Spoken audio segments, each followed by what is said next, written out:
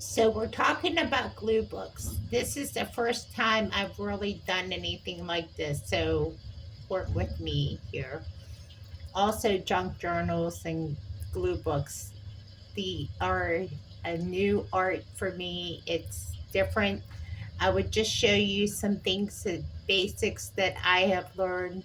I'm just going to go through this real quickly. I just started the cover. And one of the things that I've learned from videos, I would look at Gail Agostino's video. I would definitely encourage you to follow her. She's the one that's the inspiration behind it. And I will say this, one of the things is running out of supplies. Make sure you have a glue stick and a stick that works. I have regular school glue just in case. I don't know if it's the one that you would go with altogether, but I do have it on spare. I got a couple magazines, and how I started is I took these two magazines, and you can tell by the binding that I ripped off the back cover and the front cover and glued them together with a really heavy duty glue. And when I say heavy duty, I had to make sure it bound together the two magazines. And then I took clear duct tape and made sure that they stayed together. So it would give me one book. And I started working on it gradually. Now I went through it and I ripped out the pages that I needed to rip out. So there's a sequence in how many pages you rip out. Some say to rip out 6 pages at a time, and you want to make sure that you rip out enough pages so you don't get an alligator mouth. That alligator mouth is the widest part of the book at the end. So, this is just the beginning of what I've done so far, and I've only worked on the front cover so far. I also have a lace binding, just kind of my signature page. I'm going to work on something else here as I'm working on this. I would recommend with supplies, if you can, cut out some magazine cuttings, have some organization. If you have baggies or envelopes, make sure you have them separated. These are just scraps and some odds and ends. I put them in a baggie.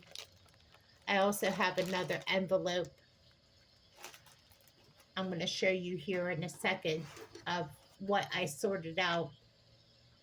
This envelope has a lot of my real small items in here. So this envelope is pretty organized. It has dividers in it, so I can divide up all my pieces where it says things that I would like to keep.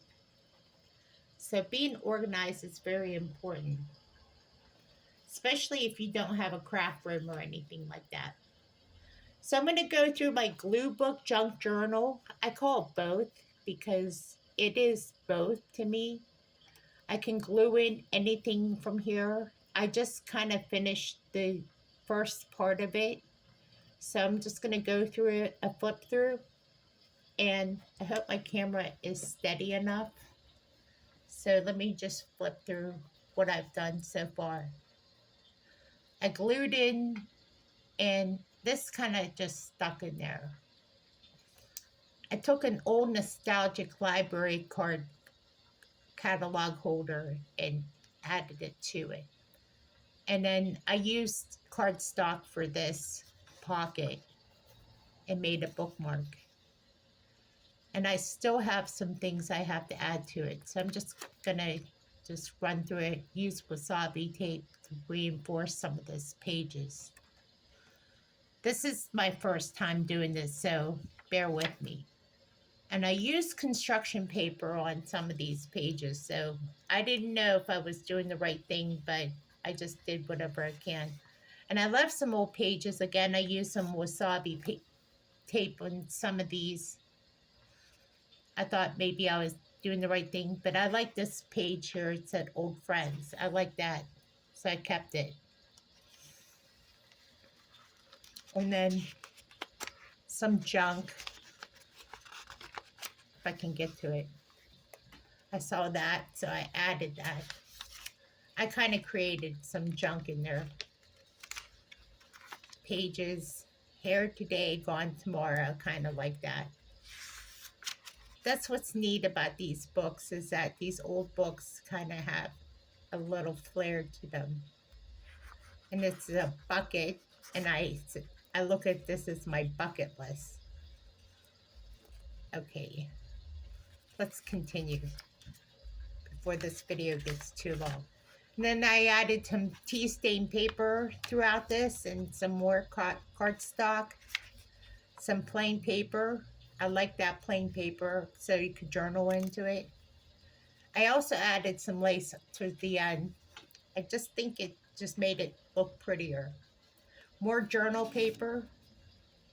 Added this really pretty romantic page to it.